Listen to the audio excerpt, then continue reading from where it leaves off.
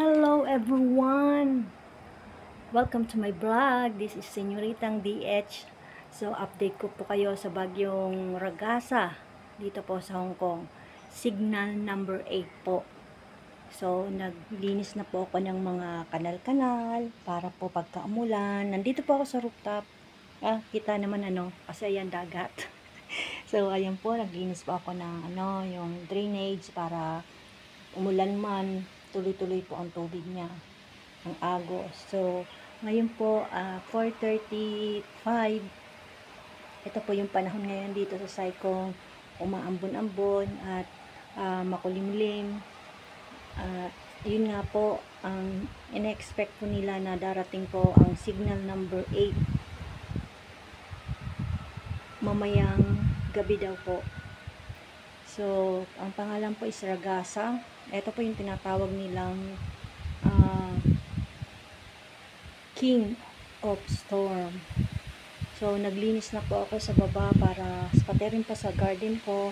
Ko na po yung mga halaman ko, pinambaba ko na po yung mga paso, binaba ko na po. At syempre naglinis na rin po ako sa may dito po sa ating backyard.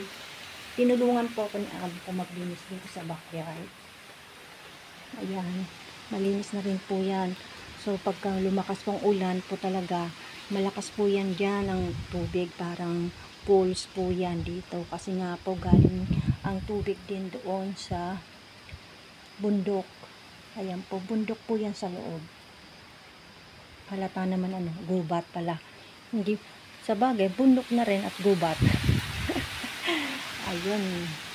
Pero po nakakatakot po dito pagka yung katulad din ng nakaraang bagyo. Nandito po ako sa taas. Nagtutupi rin po ako ng time na yon. Napakalakas po ng kidlat. Yun nga po, kidlat. Tapos yung kulog. Ang lakas-lakas po. Tapos medyo mabuti lang, hindi masyado siya mahangin nung pinakahuling bagyo. Pero as in malakas ng mga hapon yun. Talagang as in malakas ang hangin. Kasi nakita ko sa mga post ng mga Hong Kong, maraming mga napinsala talaga. Pati nga tao nililipad, lahat ng mga gamit nililipad, pati mga kung ano-anong mga naka-display sa labas, mga kainan na nasa labas, mga nagliparan po yon. So ngayon, syempre preparado naman po ang mga tao rito. Ngayon kahapon nga wala na mga na yung mga paninda sa supermarket, mga ubos na naubusan kahit sila amo ko konti lang din na nabili nila kasi nga mahirap din kasi kahapon din nag-start na yung bagyo, so hindi sila nagtagal-tagal din sa labas. So yun nga po, update lang po tayo dito sa Hong Kong.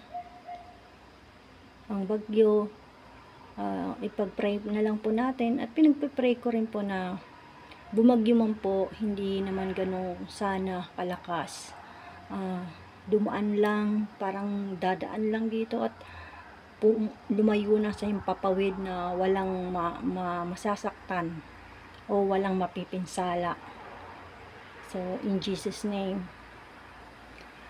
Ayun nga po, ayan, yan yung dagat, tahimik talagang ayan din yung mga yate dyan, wala na rin, pinantatabi na rin nila kasi karamihan dyan na yate, may ginagawa na nila yung bahay kasi karamihan ng may-ari ng yate, mga westerners, parang dyan na talaga sila nakatira. Yan na po talagang bahay nila sa mga yate.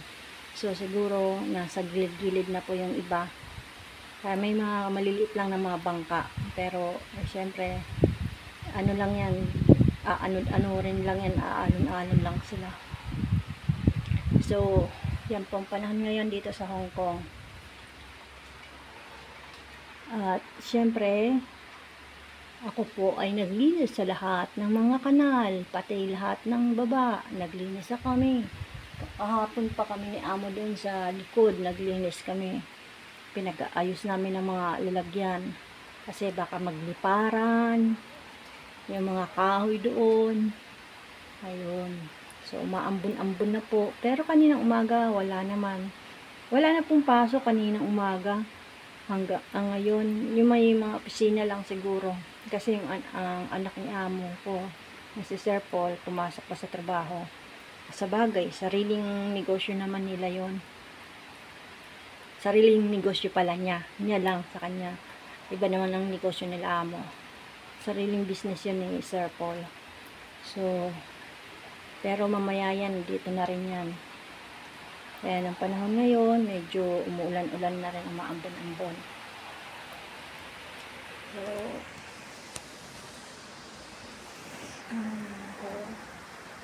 sana hindi ganun kalakas ang bagyo.